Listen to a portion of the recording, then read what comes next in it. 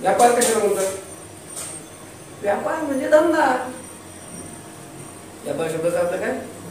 धंदा. आपण जो धंदा करतो तो धंदा, जे काम करतो ते आपला अजून सफल नाही झालेलं. ज्याच्या करता जीव हा सगळा धंदा करत असतो, कोणताही धंदा असो, ज्याच्या करता करत असतो ते अजून त्याला मिळालेलंच नसतं.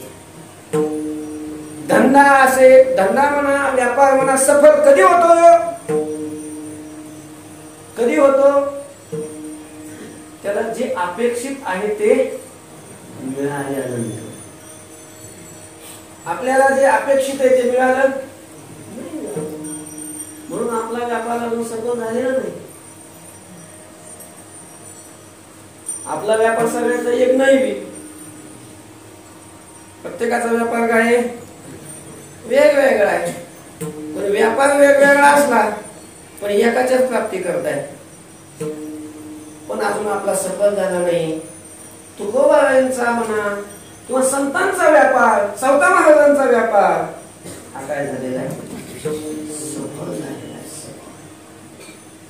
झाला सफल व्यापार. व्यापार सफल.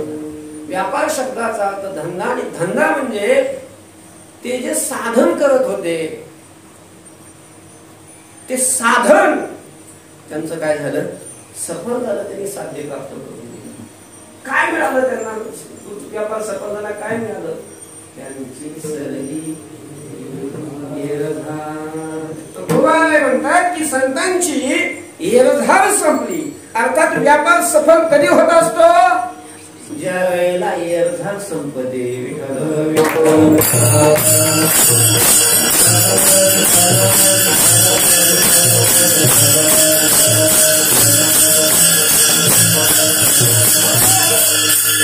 याची संपलेली नाही, त्याचा व्यापार सफल झालेला नाही.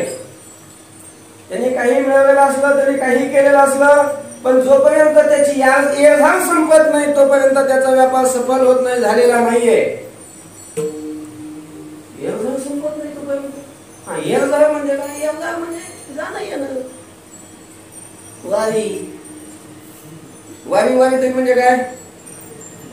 हा, जाणं आणि येणं. यालाच काय म्हणतात? वारी म्हणतात ना. जाणं आणि येणं. संतांची संपली आणि आपली संपली नाही. अहो नाही म्हणले, आमची 2 वर्षापासून संपली. कोरोनामुळे आम्ही कुठं जातही नाही आणि कुठून येईल आम्ही कुठून हालत तरी मग वारीचा प्रश्नच नाही. संपली आमची वारी. खंडित झाली नाही. वारी तू पंढरीची वारीला नसेल गेला तू, पण ती वारी नाही, ती एरझार नाही. व्यापार त्याचा सफल आहे की ज्याची जन्म मृत्यूची वारी संपली. जाणं येणं संपलं, मरून जाणं आणि जन्माला येणं हे ज्याचं संपलं, अर्थात जन्माची आणि मृत्यूची एरझार ज्याची संपली, त्याचा व्यापार काय झाला? सफल झाला.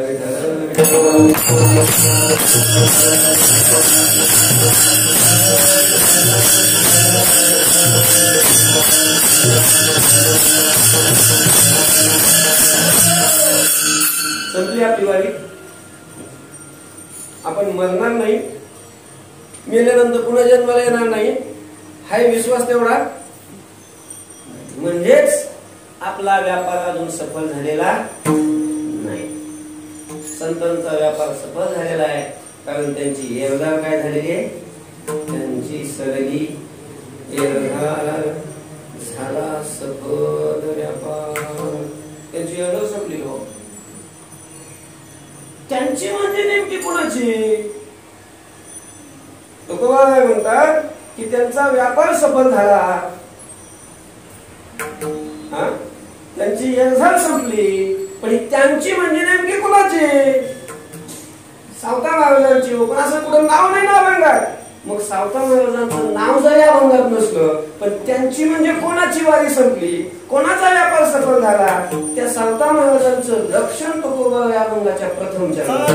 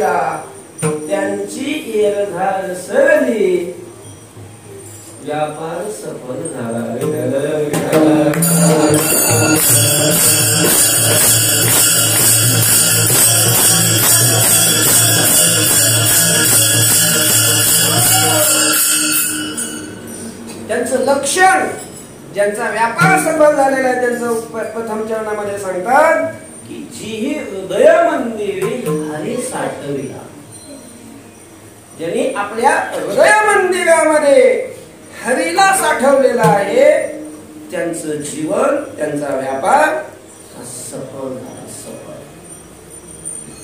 व्यापार कधी सफल होतो? हरी हृदयामध्ये साठवलेला. हृदय मंदिर हरी साठवले. मग तुम्ही तर सावता महाराजांचं सांगायला लागले होते. मग सावता महाराजांचं सांगतो ना, मग सावता महाराजांचं चरित्र आहे. लोक सावता महाराजांचंच लक्षण सांगतात, त्यांचंच वर्णन करतात की सावता महाराजांनी हृदयामध्ये काय केला? हरी साठवला. हरी कुठले होते सावता महाराज? कोण होते सावता महाराज? सावता महाराज त्याचा सगळ्यात महत्वाचा परिचय म्हणजे सावता महाराज हे एक पांडुरंगावर प्रेम करणारे संत होते. संत बाकीचा परिचय ते मायाच्या वंशामध्ये जन्माला आले होते, तो त्यांचा त्याच्यामुळं त्यांना महत्व नाहीये, त्यांचा विशेष तो नाहीये. असे किती माळ्याच्या वंशात जन्माला येते, माळ्याच्या वंशात जन्माला येणं हा त्यांचा विशेष नाहीये. त्यांचा विशेष हा आहे की त्यांनी हृदयामध्ये हरी साठवला. काय सावता महाराजांची पुण्यतिथी, सावता महाराजांचा समाधी सोहळा वरगळ्यामध्ये साजरा करतात ते माळ्याच्या जातीमध्ये जन्माला आले म्हणून नाही, किंवा कोणत्याही संतांचा विशेष हा त्या एका विशिष्ट जातीमध्ये जन्माला आला म्हणून नाही. संतांचा विशेष हाय की संतांनी हृदयामध्ये काय साठवलेला असतो?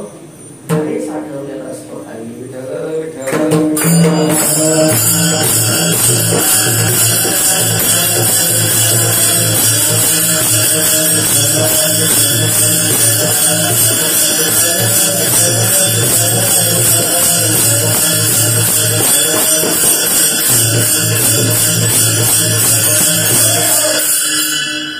हृदयामध्ये आणि हवी साठवला. हृदयामध्ये हवीला साठवता येतं. हो, साठवता येतं. अनेकांनी हृदयामध्ये हवीला काय केलं? साठवलं. अनेकांनी साठवलं. स्वतः महाराजांनी साठवलं, अनेकांनी साठवलं. तुझी आम्ही कंठी साठविला.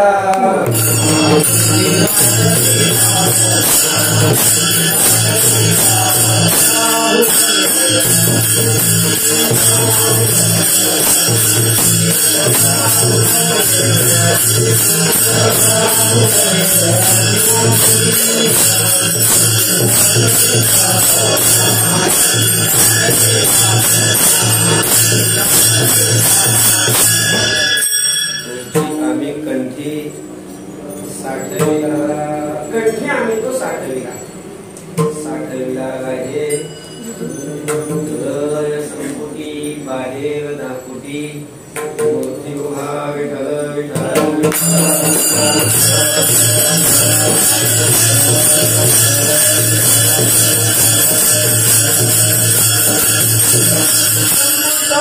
हृदय पे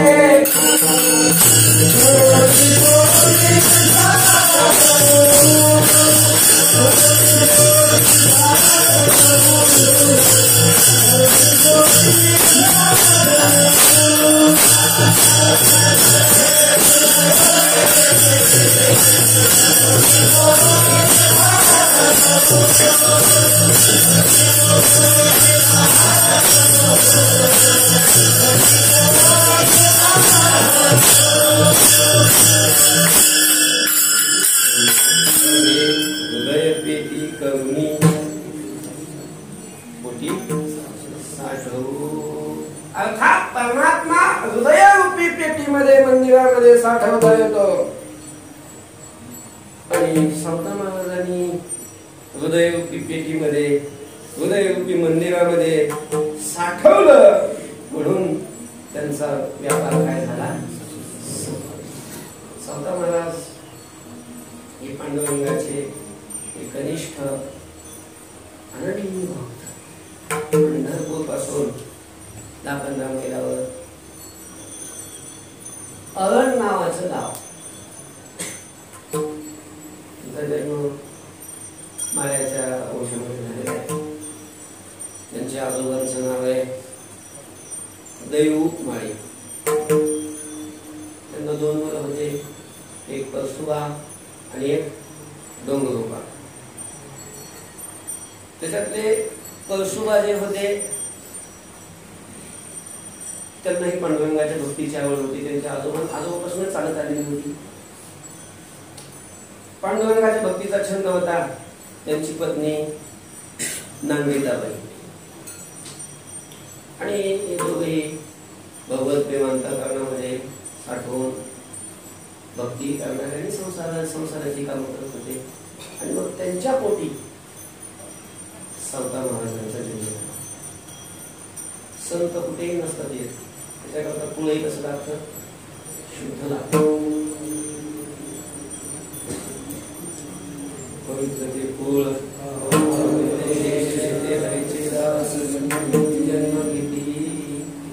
पूर्वीपासूनच त्यांच्या वंशामध्ये भगवत भक्ती होती. संत महाराजांच्याही परंपरेमध्ये कुळामध्ये भगवत भक्ती होतीच. भेंडे नावाचं जवळ आगळच्या जवळ एक गाव आहे. तिथली एक ज्ञानाबाई म्हणून ती कन्या काय त्यांचं नाव? जनाई नाही, त्यांचं वडिलाच नाव सदुमाळीची कन्या ही जनाबाई. त्यांचा सावता महाराजांशी विवाह झाला. आणि मग सावता महाराजांच्या संसारामध्ये त्यांना 2 अपत्य झाले. एक विठोबा नावाचा मुलगा होता आणि एक नागाबाई नावाची एक मुलगी. विठोबा मुलगा काही दिवसानंतर तो विठोबा जो होता त्याला काही शारीरिक व्याधी झाली. त्याच्यामध्ये तो गेला. मग नंतर संत महाराजाचा वंश नंतर मग मुलीकडून चालू झाला. नागाबाईचा विवाह गावात त्याच्या विवाह झाला. तीच परंपरा अजूनही तिथं चालू आहे. संत महाराजांच्या मंदिरामध्ये तेच काय करतात, सेवा करत असतात. सावता महाराज गृहस्थी होते. माळ्याच्या वंशामध्ये जन्म झालेला असल्यामुळं माळ्याची शेती करणं, बाग करणं, पालेभाजी वगैरे करणं हा त्यांचा स्वभावतः धर्म आहे, त्यांना आलेला करत होते. पण शरीराने जरी शेतीची कामं करत असली तरी अंतःकरणामध्ये मात्र भगवत बुद्धी होती. अखंड भगवंताच्या विठ्ठलाचं नाम मुखामध्ये असायचं आणि वृत्ती परमात्म्याकडे लागलेली असायची. करीती कामधाम करी तयापासी वृत्ती विठ्ठल विठ्ठल.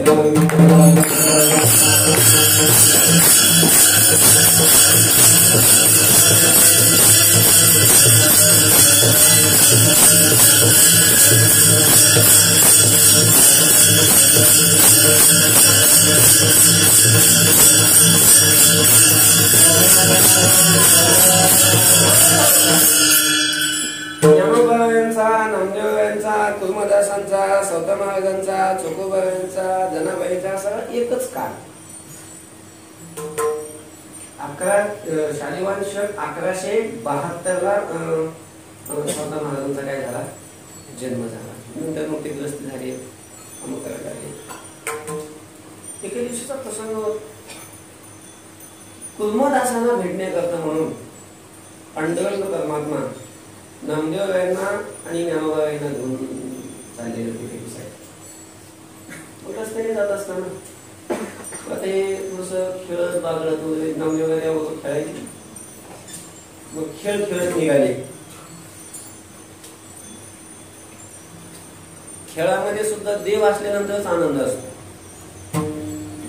ज्या खेळात देव नाही त्या खेळात काय नाही, आनंद नाही. मग कोणताही खेळ का असेल, कोणता खेळ असो, तो कीर्तनाचा खेळ असो, भजनाचा खेळ असो, संसाराचा खेळ असो, खेळामध्ये कोण पाहिजे, देव पाहिजे. मग खेळ जो खेळायला लागले तो लपंडाव. आताच्या भाषेत सांगायचं तर चोर पोलीस खेळ खेळायला लागले. मग राज आले नामदेवरायावर. देव पुढे पळाले आणि मग त्यांना शोधित, त्यांना पकडण्याकरता नामदेवराय पाठीमागे पळाले. आणि मग ते पळता पळता पळता कुठे आले, ते आरण या गावामध्ये आले. शिवारामध्ये सावता महाराजांच्या शेतात, सावता महाराजांच्या शेतामध्ये उभीत होते.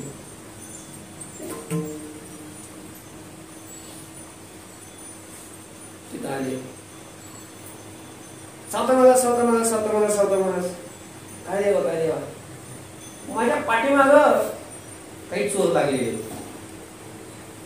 ते मला पकडू लागले, मला झपायला जागा दे. त्रैलोक्याचा धनी तो काय करतोय, आपल्याला लपण्याकरता जागा मागतोय. आता त्याला लपवून ठेवावं अशी कुठली जागा.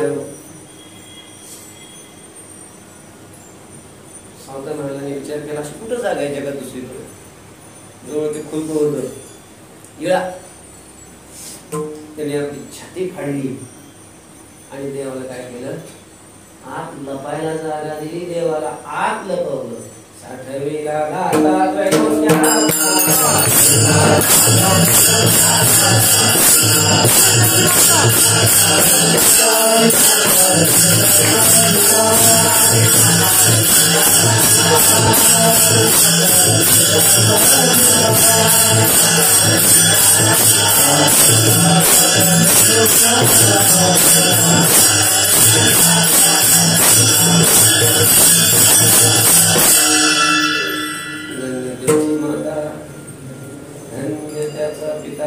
कशामुळे धन्य माता आणि कशामुळे पिता धन्य.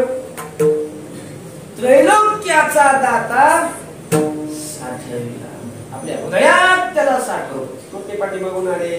नामदेव आहे आणि ज्ञानोबाराय सावता महाराजांना भेटले.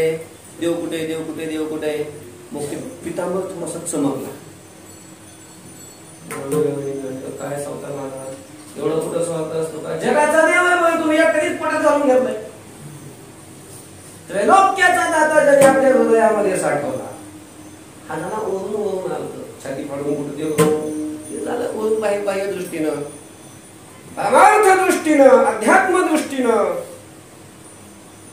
असं छाती फाडून हाडा मांसाची छाती फाडून आत देव साठवलं असं नाही. मग हृदयामध्ये म्हणजे अंतःकरणामध्ये देव साठवला. ज्याने आपल्या हृदयामध्ये देव साठवलेला आहे. हृदय मंदिरामध्ये ज्याने देव साठवलं त्याचं जीवन काय आहे, त्याचा व्यापार काय आहे. सर्व विठ्ठल विठ्ठल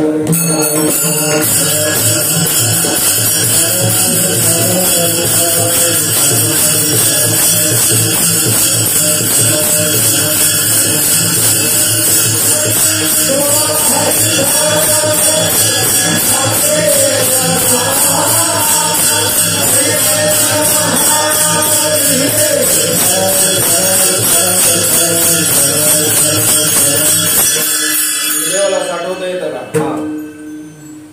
काय करावं लागतं देवाला साठवण्याकरता? देवाला हृदयात साठवण्याकरता अगोदर ते हृदय मोकळं करावं लागतं. काय करावं लागतं? हृदयातली घाण बाहेर काढावी लागते. हृदय शुद्ध करावं लागतं. तुका म्हणे चित्त करावे निर्मळ येऊनी गोपाळ राजे तेथे काम क्रोध केले घरी.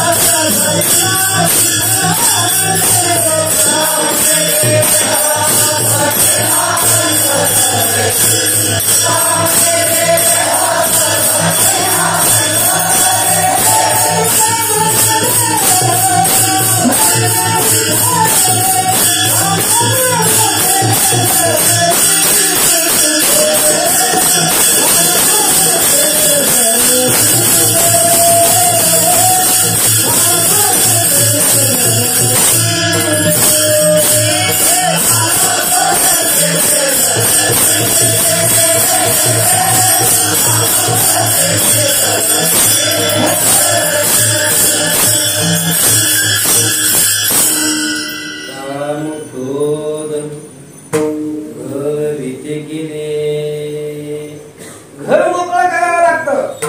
या घरातून काम आणि क्रोध हे घालवावे लागतात. अर्थात कुठलाच विकार अंतःकरणात हृदयामध्ये चित्तात ठेवावा नाही लागत. जोपर्यंत विकार आहे, विकाराची घाण चित्तात मळ जोपर्यंत आहे, कोणत्याही प्रकारचा मळ जोपर्यंत आहे, घाण जोपर्यंत आहे, तोपर्यंत देव येत नाही. का? कारण तो पवित्र आहे. पवित्रम पवित्रम. आणि मग तो येण्याकरता अगोदर ते घर पवित्र करावं लागतं. ऐसा कर घर आवे राम. असं कर घर, ऐसा घर कर राम आवे. विठ्ठल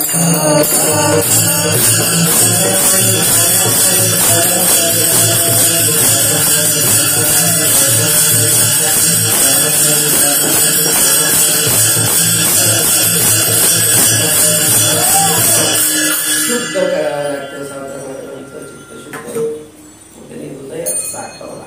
असा होता महाराजांचा. आणि ज्यांनी हृदयात देव साठवला त्यांची यथार्थ संपत्ती.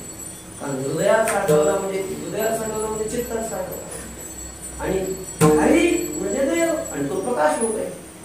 अंतःकरणामध्ये त्याचा ज्ञान प्रकाश त्याचा विस्तार झाला की तो प्रकाश आत थांबत नाही, मग बाहेर येतो.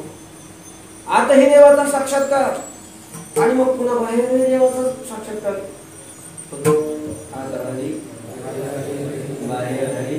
त्यालाच वेदांतामध्ये म्हणतात अहं ब्रह्मास्मी ज्ञान होते पश्चात सर्वं खलविदं दिगंबर. त्यालाच आपले संत म्हणतात आत हरी बाहेर हरी. अगोदर आत हरी प्रगट होतो, हृदयात साठवला जातो, हृदयात त्याचा साक्षात्कार होतो आणि नंतर मग पुन्हा हृदयातच नाही, हृदयातच नाही. मग त्याची पुढची अवस्था कोणती आहे? जिकडं पाहिजे तिकडे येतो.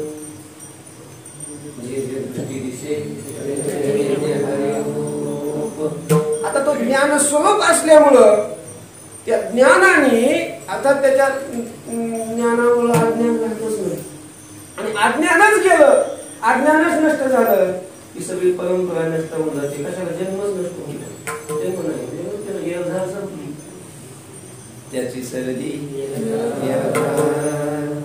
आणि अखंड परमात्मा त्यांच्या सोबत असल्यामुळं, त्यांच्या अधीन असल्यामुळं हरियाला हाता त्यांना कसल्याही प्रकारची भीती राहत नाही आणि चिंता राहत नाही आणि त्यांच्या जवळ कसल्याही प्रकारचं दुःख आणि बाकीचं काहीच तो बोलू देत नाही. शेवटच्या चरणात सुखामणी सुखामणी सुखामणी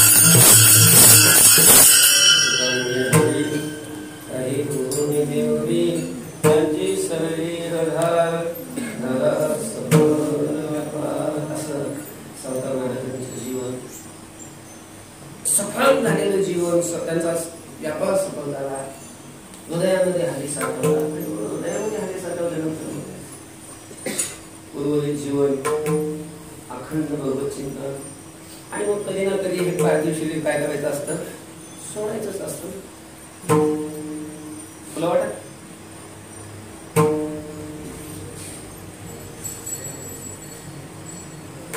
शालिवांश 1217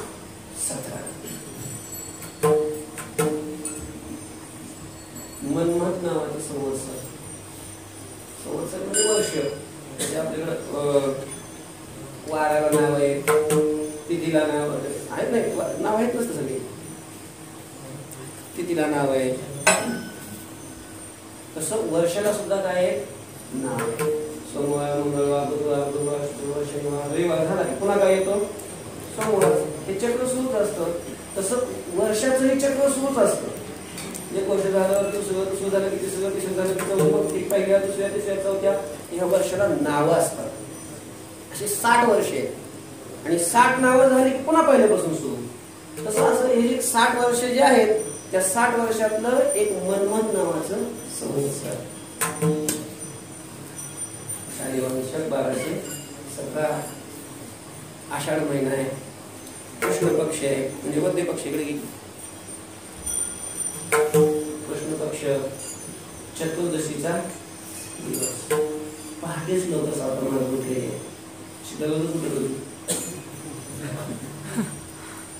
लोक काय उठून सावधानाने स्नान वगैरे केलेलं आहे. स्नान वगैरे उठून आसन टाकलेलं आहे, आसनावर बसलेले आहे. उत्तराभिमुख उत्तरेकडे तोंड बसलेले आहे आणि प्राणायाम केलेला आहे. सूर्योदयाची वेळ आहे. सूर्याचा उदय झाला आणि सूर्याचा उदय झाल्याबरोबर प्राण समर्थ महाराजांनी पांडुरंगाच्या स्वरूपामध्ये काय केलेले विलीन केलेले. सावता पांडुरंगी स्वरूपी विणला देह समर्पिला ज्याचा त्यासी